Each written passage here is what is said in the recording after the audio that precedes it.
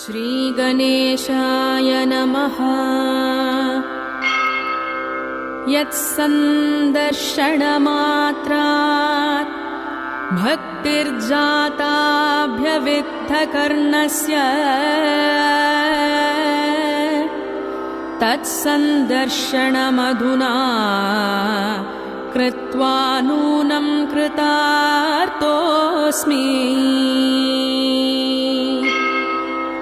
योनिशमात्मन्येव ह्यात्मानं सतधत्विद्यां भस्मश्च ज्ञानलयैव जटा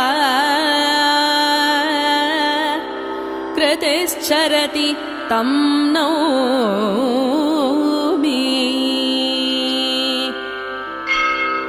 यस्य विलोकनमात्रात् चेतसि सञ्जायते शीघ्रम् वैराग्यम् अचलमखिलेष्वपि विषये